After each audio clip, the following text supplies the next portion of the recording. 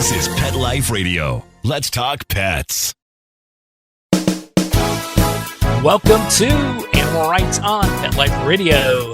This is your host, Tim Link, and I'm so glad you joined us today.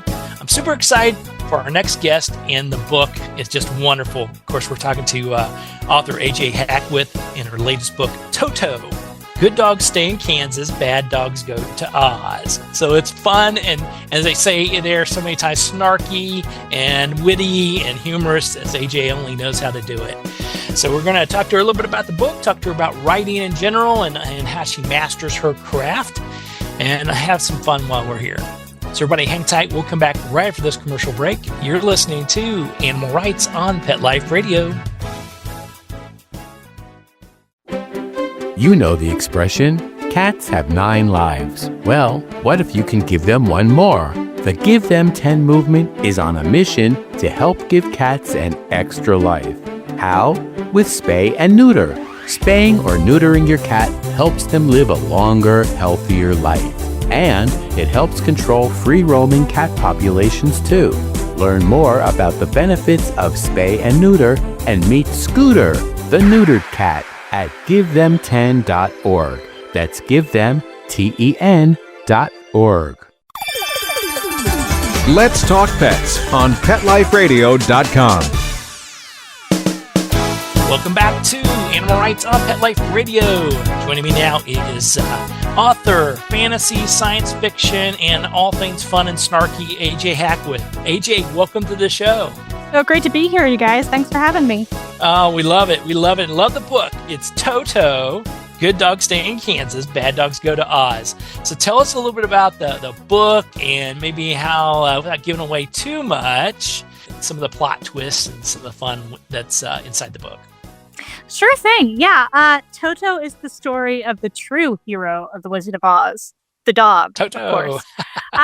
And Toto tells his own story. It's kind of a updated, modern retelling of The Wizard of Oz with a twist. I think anyone who has read the books or seen the movies will find some new, fun interpretations and some fun stuff in there to enjoy.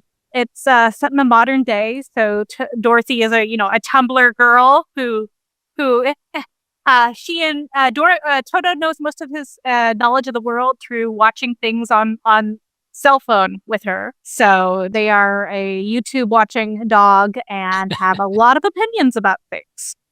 I love it. And I love the little caption here. It says, trust me, little dogs can get away with anything. And being the human companion of a little 8-pound schnauzer, I know that to be very, very true. Absolutely. Yeah. I had a couple scruffy little dogs helping me write this book that were definitely inspirations along with all the other dogs I've had in my life. So that's why they ended up in the dedication. That's it. Well, we always say if it has a dog in the book or a dog in the movie, then it's got to be good. So that's the way I always look at it. So tell me a little bit about then, have you always been a fan of Wizard of the Oz? Did you think Toto always got a raw deal because he only got a few cameos here or there? Or how did it sort of all come about? My mother loves to tell the story of how I wore out VHS tapes back when those were still a thing. I have no idea what you're talking about. I have no idea. VH what? And they tell the story of when we went to the Smithsonian Museum when they had the shoes on display, the ruby slippers that Judy Garland wore in the movie. And she loves to tell the tale of how I stood there riveted in front of that display.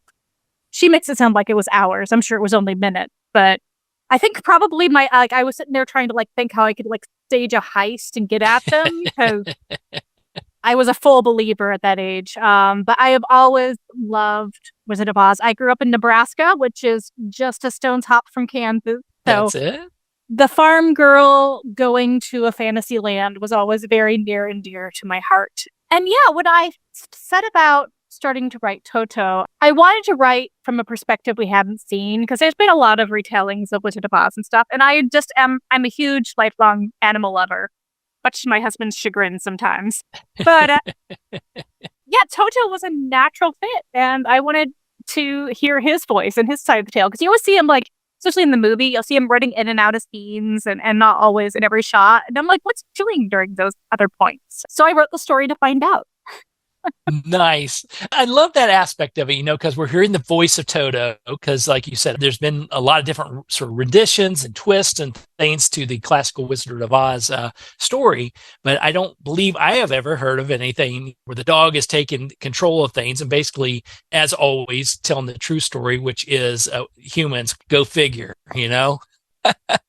Yeah, it's fun because at the beginning of the book, like Toto is a little burned by his family. Like I pulled on some things of how the Gales almost let the evil neighbor take him away at the beginning of the movie. And I borrowed some of that. And Toto's like, well, I'm in Oz. I'm going to be a bad dog. Being a good dog didn't do me very well. So his whole arc is exploring what it means to be a good dog or a bad dog and what his actual relationship is with Dorothy. And of course, because he is a very good dog, they end up helping each other out and being even closer. So yeah, I just wanted to write I think from a writer aspect, I really wanted to write a really voicey book that you really got into someone's personality and perspective. And boy, just Toto had a lot to say once I got going. I love it. I love it. I'm always fascinated when writers, they pick a topic and how do they come about that topic? And then how do you actually build upon it? So when putting together the book Toto, did you have sort of a starting idea and then is it totally different by the end of it? Or was it pretty much on track with what you thought it was going to be? I'm an outliner, but then when I get to writing, it's always in that last, late second act, third act part where things totally present themselves to me that were not in the outline. And I think Toto was very much that too. One of the characters who really came out of left field for me was the character of Crow, who is not a crow. He's a blue jay, but he believes that in his heart he is a crow because crows are a bird of the people. And he has very strong opinions about that. And I wanted to give another animal character for Toto to talk to at first, because once he gets to Oz, he realizes that everyone can understand him except Dorothy. And that is a continual frustration for him.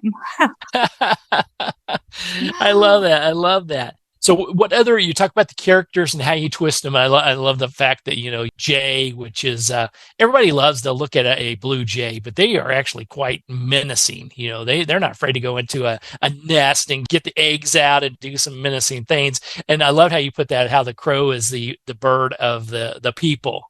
Yeah. That's true.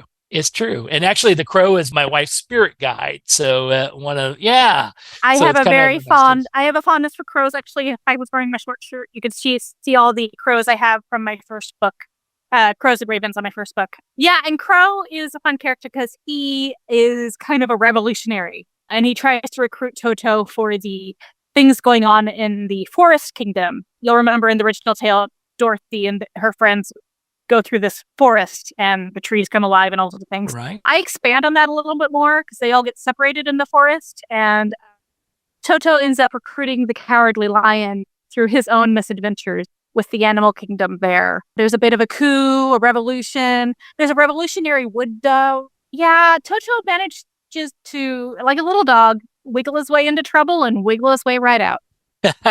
So the characters in the book, I love how you put you sort of kept the commonality as most people know it, as we're familiar with the book and in the movie, but then you add a few more characters in there in a twist. Did you feel as a writer that you, like you said, needed another character, a supporting character to Toto, or was it saying there's some fun playing here I can do with the characters?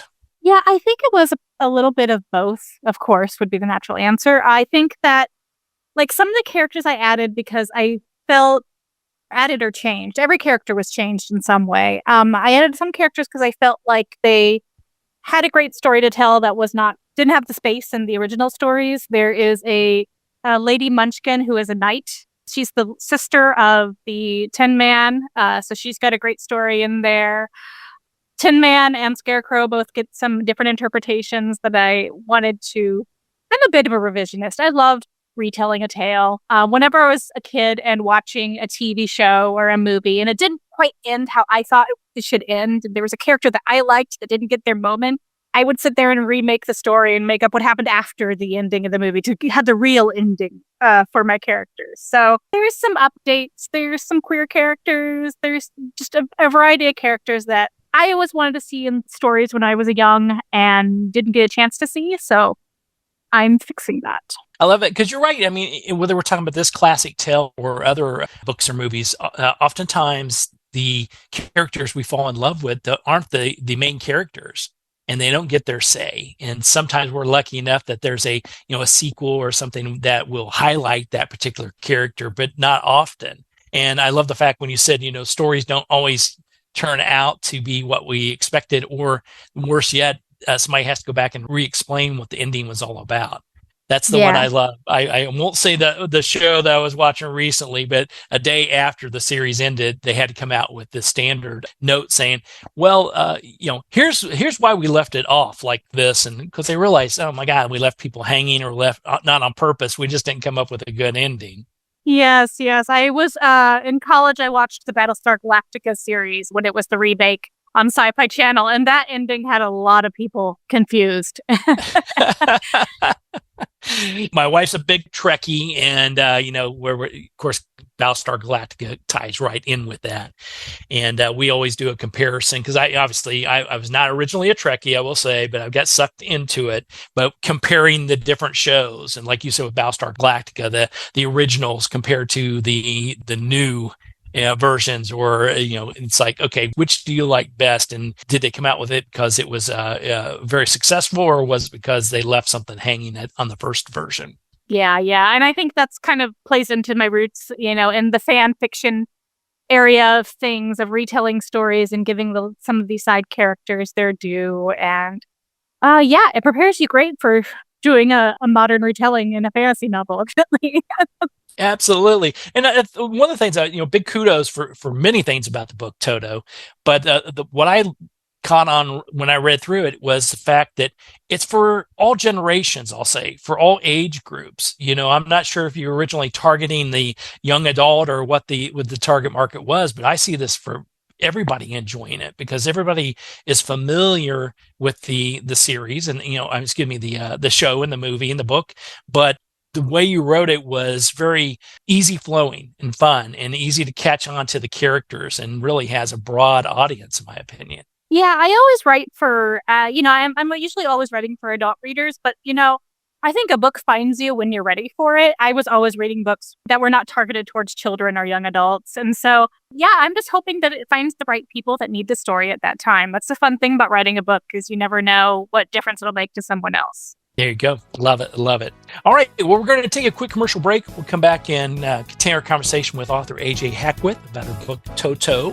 And then we'll talk to her a little bit about writing and her craft, and also her Hell's Library trilogy and how this differs from that. Or is it the same? So everybody hang tight. We'll come back right after this commercial break. You're listening to Animal Rights on Pet Life Radio.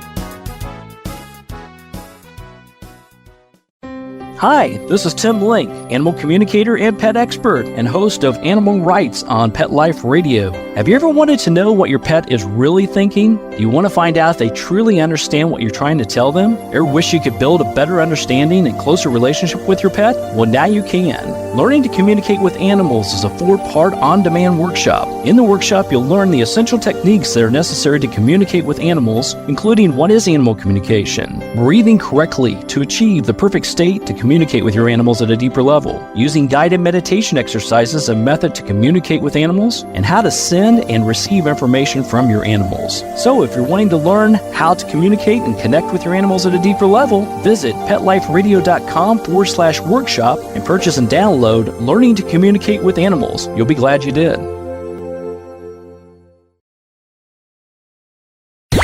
Let's talk pets. Let's talk pets On Pet Life Radio. Pet Life Radio. PetLifeRadio.com. All right, welcome back to Animal Rights on Pet Life Radio. Continue our conversation with author A.J. Hackwith and her book, Toto. Good dogs stay in Kansas, bad dogs go to Oz. Now, AJ, when people pick up a copy of the book, and I said, it crosses many age groups, in my opinion. Everybody's going to have fun with the book. It's just a super book. What was your goal, and what is your goal when people read it? Is there a certain thing you're saying, wow, if I hear this back from the fans and the audience, then I've done my job? I think with Toto in particular, I wanted to open up the story for modern readers, definitely. If I have younger readers and stuff that discover it later on, I think that's great. I love The Wizard of Oz, but having reread through the original 13 books for 11, 13 or 11 original books by Baum for before writing Toto, there's some stuff in there that hasn't aged great. And so it was fun to do my own twist on it. And I think that the other thing, this became more important to me because as I was writing Toto, I had a little Chihuahua mix rescue that was struggling with cancer through writing most of Toto. And she'd ended up passing like just before the book came out. And I remember as I was writing the book, towards the end there's a exchange with Toto that when I was writing it, I really stopped and I wanted to take that moment to say what I'd always hoped these little dogs would say to us if they could talk to us upon parting or before they're parting. And I think if that can reach oh, hi, buddy. I got my little scruffy dog right here. If that can reach someone else who's struggling with a loss or struggling with an impending loss with these pets that we love so much and are just major parts of our lives, that would be really special to me too. And I've already gotten a note or two like that from some readers. And that's just a gift that I am so excited to be able to give because I know it would have meant a lot to me during certain times in my life. Absolutely. Well, we're sorry to hear about your pup's transition, but, sort of your muse throughout the whole thing, got you to the end and ready to publish the book. So I think job well done for sure. Definitely. Yep. Mochi was a sweet little dog. And as you can see, I know this is audio only, but my new scruffy little dog, who is a little Russell Terrier mix, just popped up and came in to visit and say hi. That's right. Making sure you get it right. And your pup's name is? That's Percy. Percy. A very, very fancy name for a very scruffy dog. Oh, that's a beautiful puppy. Come on now. Well, I'm glad Percy's keeping you straight during the interview. So that's the important thing. Well, let's talk a little bit about then writing in general. You had a very successful trilogy, Hell's Library trilogy, and then you come up with the book Toto. How were they parallel? Do they have any commonalities? Did you learn a lot from the trilogy that you could parlay into this book, or did you say, I want to do something a little bit different? I of course learned a lot through writing the trilogy. And Toto was actually not scheduled to be the first book I was writing after the Hell's Library trilogy. I was due to write a different book, and I got to writing that. And it was a very personal, it was a American road trip fantasy book. And it was a very personal to me about a lot of stuff from my growing up in my Midwest, my family, that things. And while I was writing that book, I was struggling because my family was going through some medical emergencies to my parents, and it got too personal and too heavy to the point that it was not a book I could write right now. And so when I went back to my editor with this, we started brainstorming what else I could write. And, Toto came to the rescue. It really was. It was a book that was more focused. It was one character narrating it instead of the multiple characters I have in Hell's Library. And it was just a fun book. I mean, it was just fun to write. I love that because I do have this belief that if it's fun to write, it's more likely to be fun to read. And Toto was really the relief, the safe place I got to retreat to and write when things became really hard for me in my personal life. And that's kind of what little dogs do for us. They're there for us when things are rough. There's a lot of differences. I think that, I can't resist throwing in my humor. So if you like the humor in Toto, you might like the humor in Hell's Library or vice versa. I think there's a lot of my perspective on the good guys overcoming capitalism and all sorts of other things is strong in there too. But yeah, it was really a fun chance to write in, writers call it a very voicey book when you're deep in a character's POV and they're very opinionated and they slant the story the way they're going to slant it. And it was a fun chance to get to write a little dog as the narrator. Because if you look at it, Wizard of Oz is a big, sprawling world. I mean, the world building that Baum did is a lot. And so there is a lot to cover and there's a lot of places you can go with a story like that. And it was a really fun chance to turn it on its head a little and see what would come up. Yeah, and you did a great job with, I think your humor is fabulous. Everybody loves that, and I loved it for sure. And I love the fact that what I felt, at least, was some of the underlying messages that you were putting in there weren't over the top. You weren't, Toto wasn't picking up a bone and hitting us over the head with it. He was sort of nudging us along to get us to think a little bit while having a lot of fun and going on this journey with him. So, I think you did a great job of sort of paralleling all that. Still get a good message, have a lot of fun with it too. Yeah. And I think at the heart of all my stories is like I try to focus on the characters. And it was really the characters and their relationships with each other that make the heart of the story. So, Toto didn't need to knock anyone over the head with anything because he had Crow to do that. Love it. I love it. And also, like, as a writer, you hit it on the head. If you have an idea for the book, or maybe your publisher, editor is trying to lead you down a certain path for the next book, but if it doesn't feel right or it's not the right timing, you don't want that to come out because it won't turn out the way you expected it. And second of all, there's no harm in putting something on the shelf for a while and then dusting it, because when the right and perfect time comes around, it'll be ready, or it'll be set to be written at that point. So I love that. I've had opportunities to publish, and some of the books I thought, wow, this is the one it's going to be. That's not ready for that. But later on, they're like, do you happen to have something that's like this? And like, yeah, just so happens, blow it off the library stand here, and I've got some framework. So I love that. I love that you as an author, as a writer, saying that book's not quite ready. So let's talk about something else that I think that I'm ready for, and if I do it the right way, which I will, the audience is going to be ready for. Yeah, I think like most writers will agree that writing and publishing are two entirely different sports. And I think that a writer never goes wrong by writing what they can feel and what feels right at the moment. And I think that comes through on the page. I really have to believe it does. I mean, I just try not to be precious about my writing, but I try to be, probably Midwestern earnest is a way to call it in my writing. I love that. I'm going to use that one. Born and bred Hoosier, so I guess that's sort of the Midwest, depending on I think they put the Midwest as anything they don't know what to do with. That's sort of in the middle. But I'm going to use that. I've got Midwestern earnest, so I'm going to borrow your tagline. Oh, goodness. Well, AJ, tell us a little bit about where people can find out more about Toto, pick up a copy of the book, keep track of what's going on with you. Yeah, absolutely. Toto is out now wherever fine books are sold. There's a fantastic audiobook. We got an amazing narrator for that. Andre on the mic is the narrator for that. And you can find me, likewise, AJ Hackwith on, I used to say all social media, but I've kind of pulled back from a lot. The place to find me the most is probably Instagram or Blue Sky. And of course, I have a newsletter on my website, ajhackwith.com, if you'd like to sign up and hear from me personally. Yeah. And I, as well as Toto, I also have the Library of the Unwritten trilogy, which is a magical library set in hell, all the books never written, all the stories never told. And the first book in that series is the Library of the Unwritten.